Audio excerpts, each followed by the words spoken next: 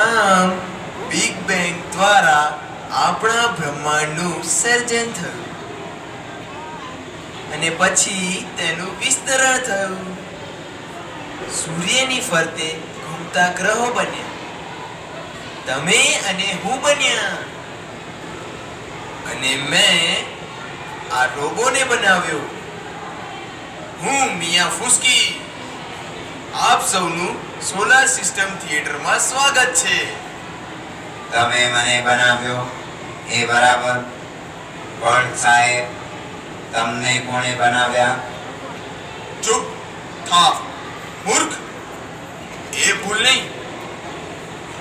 માત્ર એક રોબો છે. તારી પાસે તારું પોતાનું મગજ નથી. તું મારો નોકર છે. તું મને આવા પ્રશ્નો કેમ પૂછી શકે? સારું સારું, પણ સાહેબ તમને કોણે બનાવ્યા? ઓહ, આ તે કેવો મૂર્ખ છે. પણ સાચું કહું તો ઘણીવાર આ રોબો લાખો રૂપિયાના પ્રશ્નો પૂછે છે. આ એક એવો જ અઘરો પ્રશ્ન છે. આપણા ગ્રહ પર જીવનનું સર્જન કેવી રીતે થયું? ખરેખર કહું તો હું પણ તેનો જવાબ જાણતો નથી. હા, હું હંમેશા જવાબ જાણતો હતો. તે શરૂ થયું સામાન્ય એવા હાઇડ્રોજન પરમાણુથી, અને ધીમે ધીમે ખૂબ જ જટિલ અણુઓ બનતા ગયા, ત્યાં સુધી કે તે પોતાની જાતે પોતાની પ્રતિકૃતિ ન બનાવે.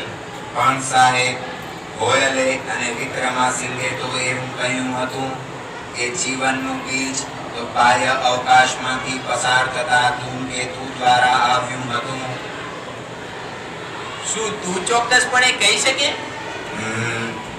ના સાહેબ, હું તો નહીં, પણ હોયલે અને વિક્રમાસિંઘે કહ્યું હતું. પણ હું ચોક્કસ છું.